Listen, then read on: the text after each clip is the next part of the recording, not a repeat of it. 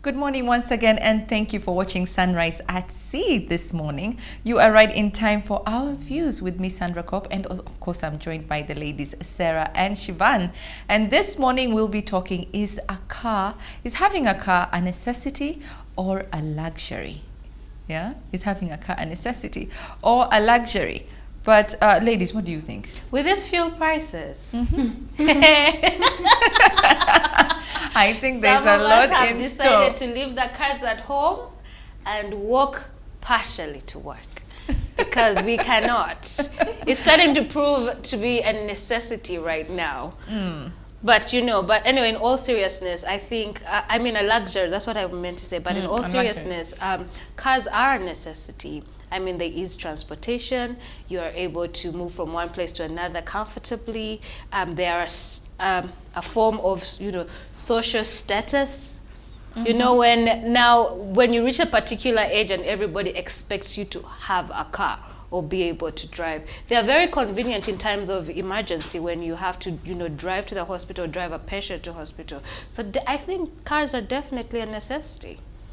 What do you think, Shivan? Yes, they are definitely a necessity. I'll definitely concur with Sarah on this. I mean, we're gone at the times when cars were seen as a luxury. At this point in your life, where we have so many epidemics and pandemics happening at the same time, and regardless of the fuel prices and the lockdowns, a car is definitely something you ought to have, because you do not want to be stuck in the middle of the night. You have an emergency and you have no way of getting maybe to a hospital, even when there are ambulances, So a car definitely is as your mode of transport. It's for comfortability. And also, when you arrive at an event at a certain age, if you're and you're arriving on a border with Kafufu, people will be like, but surely. That is when you run fast to the washrooms and get the dust off your eyelashes, off your hair, off your shoes, and then you walk in. Yeah. Well, let's look at the history of cars. Now, cars are one of the greatest and most important inventions in human history. They changed many things such as industry, technology, and everyday life, as the ladies have said. They gave people more personal freedom and access to jobs and services. They also led to the development of better roads and transportation. Industries and new jobs developed to supply the demand for cars, parts, and fuel. And let us see the first stationary gasoline engine developed by Benz. Now, this is the guy of Mercedes-Benz, was a one-cylinder two-stroke unit which ran for the first time in New Year's Eve, 1879. Benz had so much commercial success with this engine that he was able to devote more time to his dream of creating a lightweight car powered by a gasoline engine in which the chassis and engine formed a single unit. And this is the car right there, 1885 to 1886, the first automobile. Can you imagine? We have come quite a long way. We have come from far. It looks like a bicycle, a carriage. I think that design right there was inspired by the carriage. The one with the horse and then the carriage at the back where people would sit. Yes, I think that design that inspired this design. Yeah, but then I think it later on, evolved. But it also does take form or shape of a wheelchair. There are some wheelchairs that I've seen that actually do resemble that. Yes, yes, they do. Yeah, so. Yeah, but let's see what people had to say. Is a car a necessity or a luxury? And Kenneth Agaba Eliachu says a car in itself is a necessity, but focusing on driving the latest model negates the former and translates in luxury. Absolutely. I totally agree with Kenneth. And Essential Worker says it's a necessity when you need it to get to work and serve as your primary means of transportation. And as we have seen, this is why actually a car was invented. But if it's for symbol status symbol, enjoyments, then I consider it being a luxury. So if you're moving from one place to another for enjoyment, what Essential Worker is saying, it's a luxury. And Satam says the fuel prices now, it's a luxury. And this is what Sarah was saying. Yes. So why do you think, like in Uganda, it's considered, having a car, is it considered means of social status because of the high taxes imposed on imported cars? For very many people in Uganda, for very many people in Uganda, talk of celebrities, media influencers, CEOs, directors, MDs, name it. For very many people, they want And I mean, for even me, I for one, I want to keep up. I'm someone who wants to keep up with the trends. You know, if the latest car is a Benz, if the latest car is a Lamborghini, whatever it could be, I would want to have that. But that is the point that where we have reached. The cars have shifted from being a necessity; they are now a luxury. Why? Because people are now looking at brands. People are now looking at, oh, what kind of car are you driving? Oh, you're driving a RAV4. How are you driving a RAV4? Why are you even driving a RAV4? You get so. It has shifted from now being a necessity, and now it's all about social status. Who is driving the most expensive car? Who is driving the car which was recently released? Who is, who has, if you're driving this car, is it affiliated to a celebrity maybe in Europe? Then, oh, you're the big deal in Uganda. You're among the big boys because you're driving a car that probably Will Smith drove. Yeah. So I think it has definitely shifted from being a necessity, and now it's just a luxury, and it's about who has the bigger pants, who is wearing the big boy pants now. if I arrive with my Hammer and you arrive with your Nissan, then yes, then we can talk. What do you think, it's for me, I believe that it is now a status symbol, because a lot of people equate to using public transportation as you being lower class, if I may put it that way. For instance, when you see, say, public figures or people in office using borders or sitting in a taxi, it can even make headline news, because people associate that with people of being of a lower class, and they see you as a broke person. Even when you choose to walk, there are benefits to walking, there are benefits to using a border. I love to use a border. Actually, you will see me on a border more often than you see me driving in a car, because borders, they are fast, they're effective, they are affordable, efficient, not effective, efficient, and they are affordable. They get you from one place to another. If you are a procrastinator, borders are the way to go. If you're the type of person who doesn't keep time, borders are the way to go, because you'll say, you know what, my meeting is at 8:30, I will leave home at 8:20. And I'll be there in 5 minutes.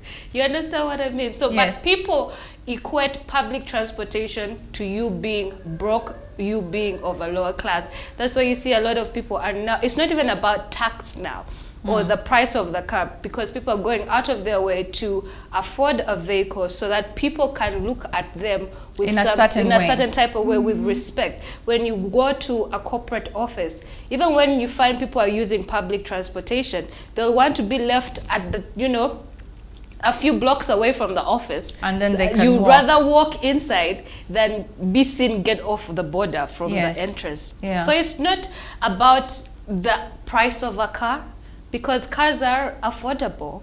If you put your mind to it, they are. Well, if you put your mind to it, you can get it. Isn't it because of, and people complain about this, because of the taxes that are imposed on it. If you end up bringing in a car from Japan, you end up paying almost 2 times the price for the car than somebody who has bought it in Japan and is driving it there. And let's look at this. Let's look at the taxes that are imposed on imported cars. And the total cost of importing a car to Uganda depends on the import tax. This is calculated based on the General Agreement on Trade and Taxes. Taxes for car import in Uganda include import duty, usually 15% of dutiable value, and value-added tax, that's VAT, is 17% of the import duty fees.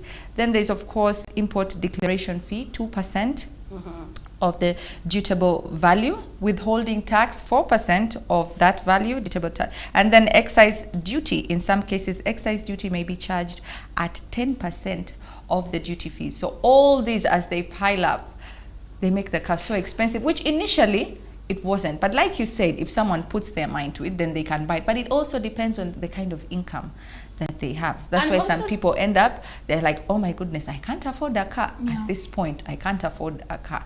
But you see, even with all these taxes being levied in importing a car or buying a car, have the number of cars reduced on our streets? No. They keep increasing by the day, by the week, by the year. So that is why I use the term loosely, affordable, because people are still going on to purchase these vehicles regardless of how much it's going to cost. That means it is more of a necessity than a luxury. And even with those who want luxurious cars, put their mind to it and get the luxurious car. We do see, our public figures, switching cars like underwear every other day. Yes. you understand?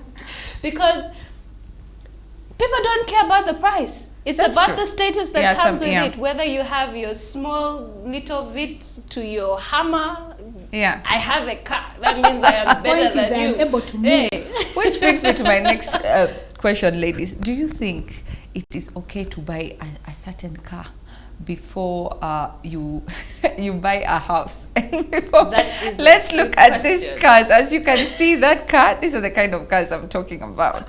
The G-Class. Yes. Yeah, you see someone has a G-Class, yeah, a car like that, and has no house, or has the Rolls Royce. Some people are driving around Rolls Royces, and Aston Martin. I love this car. It's a Aston beautiful Martin. car. And they don't have a house, whereas these are high-end cars, and high-end cars, especially Rolls Royce, says they don't sell cars, they sell luxury. Exactly. That's what they sell. Still an experience. Yes, it's Even an the experience. Lamborghini. Even a Lamborghini, yeah, a Ferrari, all those cars. These cars, they sell, fine, they're selling what they're supposed to be doing, but they are selling luxury, status, yeah. They are positioning themselves in the mind of their clients in a certain way, yeah. And then, of course, you have the other ones on the other side of the aisle, the Vitz, the IST, those cars, the low-end cars.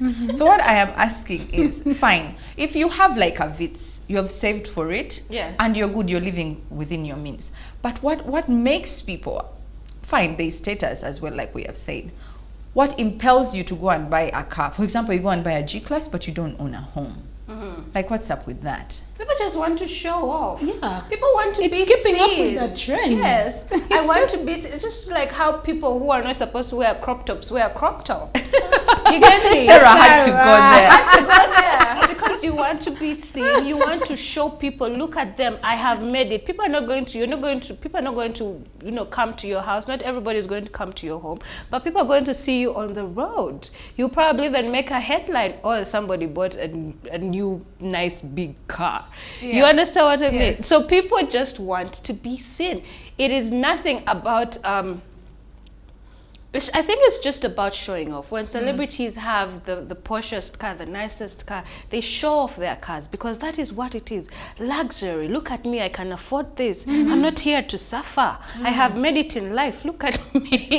And then you go to your one-bedroomed house. And you still And that is okay because I would rather suffer in a Lamborghini than cry on a Boda. I'm not doing that. I'm not doing that no more. I'd like you to watch this video. I've always said, make money, invest in money, spend the time to eat the money you make. Stop seeing a bag of cement in every money you make.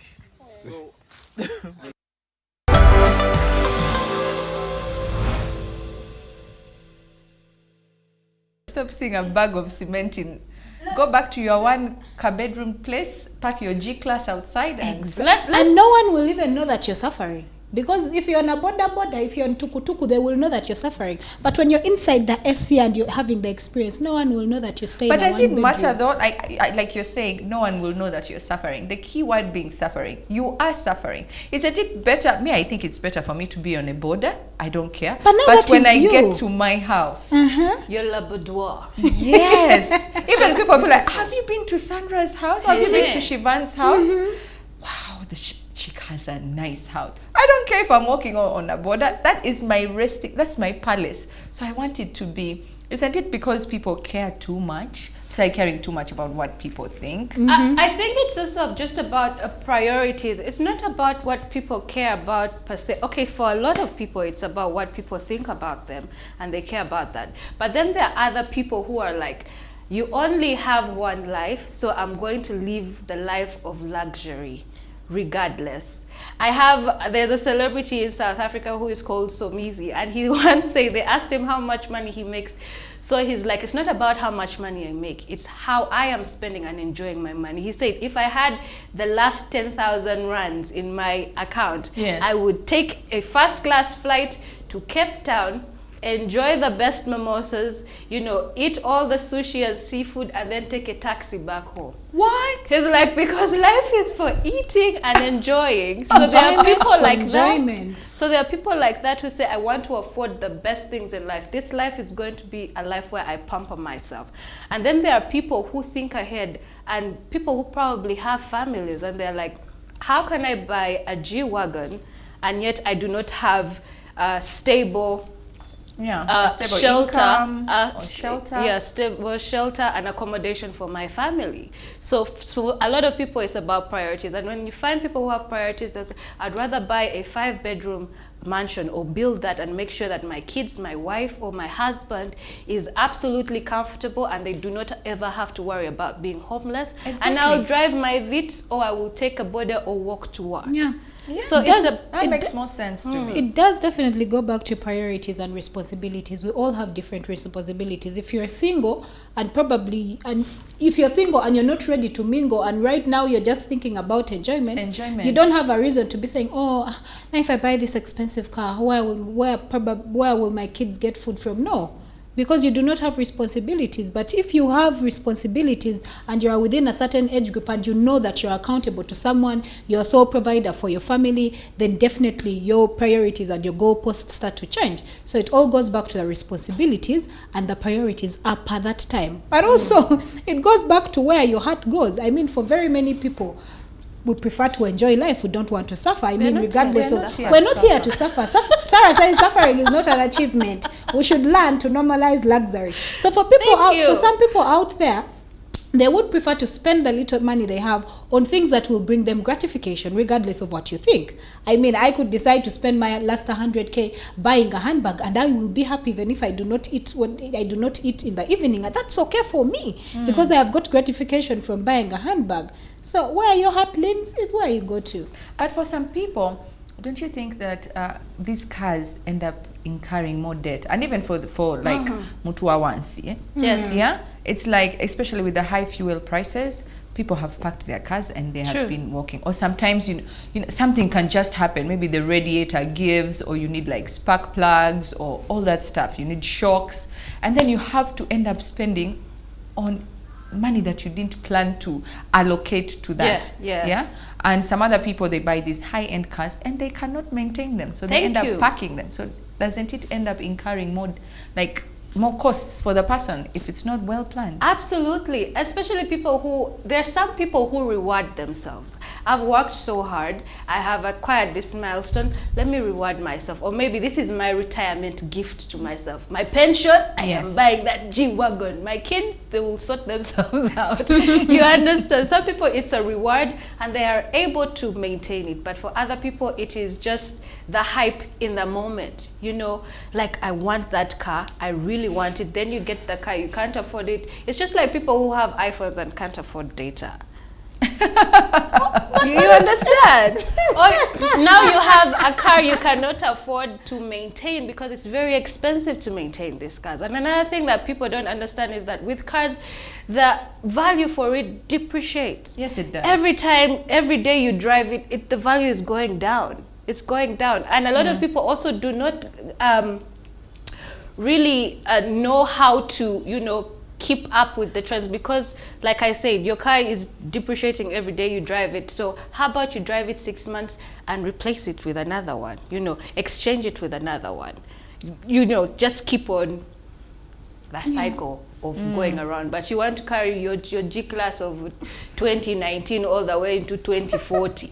But you see, 2040. but you still, It will be a bunch of It will be a bunch of tetanus. Thank you. But I think it's also very important to consider. I mean, if you are looking to buy a car, you might want to consider the type of car that you're buying and within what country you want to drive it. If you brought a G-Wagon to Uganda, for example, where would you get spare parts from? Oh, honey. They are there. Honey. In Uganda? Yes. Probably If you stolen build- from the other Jew wagon on the other side. That is what I'm talking about. So These you people might can want to import put cars, into they can import spare parts you, as well. you might I want mean, to it's a put into G-Wagon. consideration the accessibility of getting some of the spare parts That of is these very cars, and important. also, if possible, true. if the car definitely probably the value depreciated, would there be people be willing to buy within the surrounding? So don't just go for a car and then the next thing you know, you're looking for a spare tire and you have to import it all the way, and it's costing you an arm and a leg. That is just not realistic. That is quite true. I remember a few years back, the late Ivan Zari's late husband, husband, and yes. he had parked, I think, was it a Lamborghini at Oasis Mall? And I'm like, with these potholes, that's a very low car. Yes. Like, why? You can't bring those low cars here. This terrain is for like G-Wagons, Land Rover Discoveries. Those are the cars for Ugandan for roads. Uganda, the pothole capital of the world, you know? Yeah, Those pothole other- capital. And the humps that are taller than Man, you. for me, sometimes, in my fix, sometimes I go into a pothole, it's like I'm in a valley. You have I can't entered. see the other side.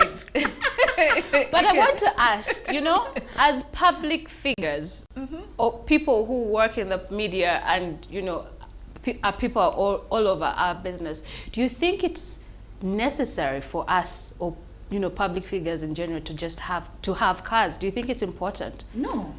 I If think you do so. not want to, you do not have to. Who are you trying to impress? If I cannot afford to have a car, if I do not have enough money saved up to buy a car, or if I cannot even afford the fuel, I'm not going to buy a car just to impress someone else. No, I would rather sit on my border, probably get myself a man who has a car. But there's a trolling that comes on social media to public figures that cannot afford cars of their own. Like, we have seen them many times. Even when you go and take your border bambi, and the Yeah, border guy is it's like, true. "Ne nkulaba ku TV, Rachel in your border," and on top of that, you're bargaining. She's talking about an experience. So this one time I boarded a border, and I told the ladies about it, and the guy was like, "Only your child border na mukazi go mulungi nkolaba kuti." I'm like, "But that is what I want to do." Yes. And he's like, "No, you should buy a car." I'm like, "No, I can't afford it." Yet. No. Yet, with the capital keyword letters. being Yet. So, Sandra, do you think it's a necessity for all public figures to have a car? Yes, I think so. And not just public figures, I think for everyone. You understand? Yeah, because of the convenience and the utility of a car. Because sometimes you're coming and then it starts raining. Yes. It becomes hard, yeah? So I think for, yes, public figures and everyone, if that was what we can all do, then yes. If it was my choice, I'd be like, Oprah, you get a car, everybody gets a car. Well, all good things must come to an end, but please go on to our social media pages and tell us what you think. Is a car a luxury or a necessity? That was all from me and the ladies on Our Views One this morning, but don't go away because Apollo Sarah is coming back with yet another very interesting conversation. Don't blink.